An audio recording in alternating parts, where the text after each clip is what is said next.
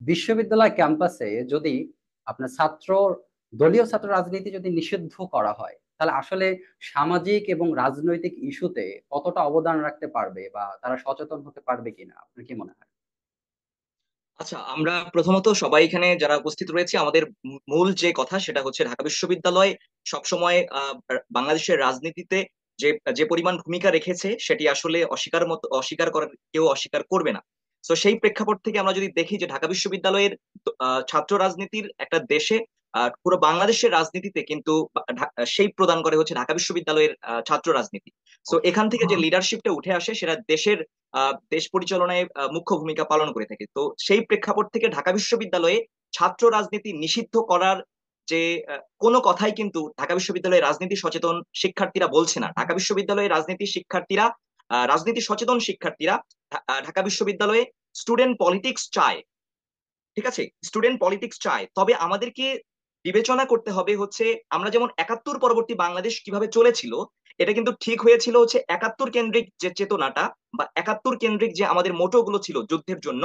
ঠিক আছে, সেই মোটোর উপর ভিত্তি করে কিন্তু বাংলাদেশের তখনকার ছাত্র রাজনীতি চলেছে। কিন্তু এখন যখন আমরা 2024 সালের প্রেক্ষাপটে আমাদেরকে চিন্তা করতে হবে যে এখন আমরা কিভাবে ছাত্র রাজনীতি পরিচালনা করব। কারণ আমাদের যে এই যে 2024 সালের যে জুলাই মাসে যে ছাত্র জনতার যে অভ্যুত্থান হয়েছিল, সেই অভ্যুত্থান কিন্তু আমাদেরকে বিবেচনায় নিতে হবে এখন আমরা যে সিদ্ধান্তগুলো নিব। 2024 সালের জুলাই মাসে যে ছাত্র জনতার অভ্যুত্থান হয়েছিল, সেই অভ্যুত্থান কেন হয়েছিল এটা আগে আমাদেরকে খুঁজে বের করতে হবে। 2024 সালের ছাত্র জনতার অভ্যুত্থান হয়েছিল ফ্যাসিবাদের বিরুদ্ধে। ফ্যাসিস্ট হাসিনা 15 বছর ব্যাপী যে দুঃশাসন চালিয়েছে ঢাকা বিশ্ববিদ্যালয়ে তার ছাত্র সংগঠনের মাধ্যমে, অর্থাৎ অর্থাৎ তার যে গুন্ডা বাহিনী অর্থাৎ ছাত্রলীগের মাধ্যমে ঢাকা বিশ্ববিদ্যালয়কে ঢাকা বিশ্ববিদ্যালয়ের ছাত্রদেরকে সে যেভাবে শোষণ করেছে। এবং আমরা যদি অন্যান্য ছাত্র সংগঠন এবং অন্যান্য রাজনৈতিক দলের ছাত্র সংগঠনের মাধ্যমে তাদের যদি কাজগুলো বিবেচনা করি এবং ঢাকা বিশ্ববিদ্যালয়ের শিক্ষার্থীদেরকে তারা যেভাবে শোষণ করেছে, বঞ্চনার শিকার করেছে এবং তাদেরকে যেভাবে অত্যাচার নির্যাতন করেছে, সব প্রেক্ষাপট যদি আমরা বিবেচনা করি, সব দলগুলোর প্রেক্ষাপট যদি আমরা বিবেচনা করি, তাহলে আমাদের 2024 সালের ফ্যাসিবাদ বিরোধী আন্দোলনের ধারাবাহিকতায় আমরা বলছি যে ঢাকা বিশ্ববিদ্যালয়ের ছাত্র রাজনীতির একটা আমূল পরিবর্তন আনতে হবে। এই আমূল পরিবর্তনটা আমরা কি বলছি, ঢাকা বিশ্ববিদ্যালয়ের যে ডাকসু রয়েছে সেই ডাকসু ভিত্তিক ছাত্র রাজনীতি শুধু থাকবে। ঢাকা বিশ্ববিদ্যালয় ক্যাম্পাসের সকল দলীয়, আমি আবার বলছি সকল দলীয় ছাত্র শিক্ষক কর্মচারী রাজনীতি নিষিদ্ধ করতে হবে।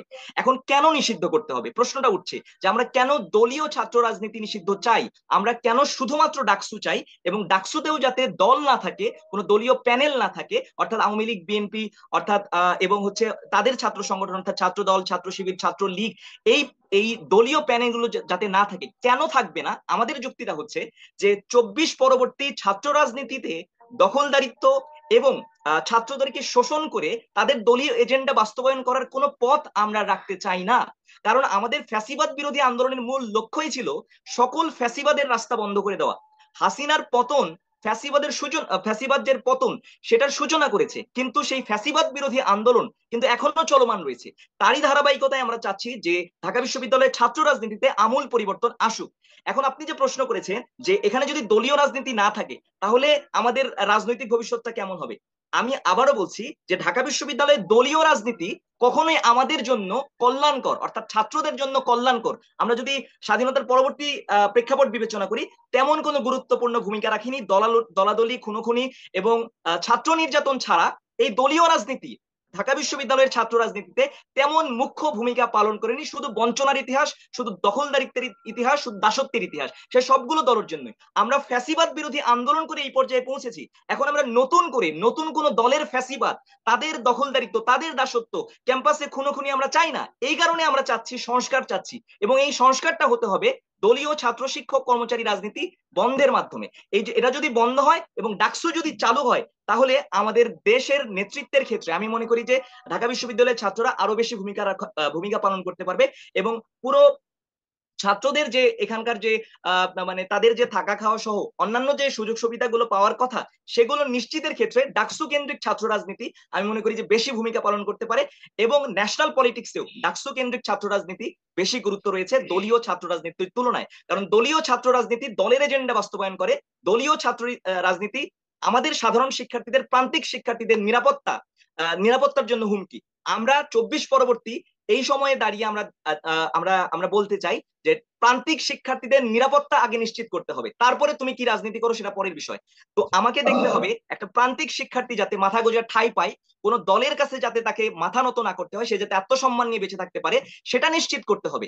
কোন ধরনের নিরাপত্তায় আমরা ফাঁকফোকর রাখতে চাই না। এ কারণেই আমরা বলছি দলীয় ছাত্র শিক্ষক কর্মচারী রাজনীতি নিষিদ্ধ করুন, ডাকসু চালু করুন, এবং ডাকসুতে কোন ধরনের দলীয় প্যানেল থাকবে না। তাহলে ঢাকা বিশ্ববিদ্যালয়ে ছাত্র রাজনীতিতে আমূল পরিবর্তন আসবে, এবং ঢাকা বিশ্ববিদ্যালয় তথা পুরো বাংলাদেশে এই ছাত্র রাজনীতি বেশি ভূমিকা পালন করতে পারবে বলে আমি আচ্ছা, এখানে বিশ্বাস করি। আরেকটা আরেকটা বিষয় আমি ছোট করে যদি বলতে চাই, আপনারা কি পরিবর্তনটা শুধু ঢাকা বিশ্ববিদ্যালয় কেন্দ্রিক চান, যে ডাকসুর মাধ্যমে, নাকি অন্যান্য যে পাবলিক বিশ্ববিদ্যালয়গুলো রয়েছে তারা কি হ্যাঁ, করবে, তারা তো? আপনি একটা গুরুত্বপূর্ণ প্রশ্ন করেছেন যে আমরা সব ক্যাম্পাসেই চাই, কিন্তু ঢাকা বিশ্ববিদ্যালয় যেহেতু সব ক্যাম্পাসেরই একটা প্রতিচ্ছবি হয়ে থাকে পাবলিক বিশ্ববিদ্যালয়গুলোর ক্ষেত্রে, আমার যে পয়েন্টগুলো, আমি যে দখলদারিত্বের কথা বলছি, দাসত্বের কথা বলছি, সেগুলো অন্যান্য পাবলিক ভার্সিটিতেও কিন্তু হয়।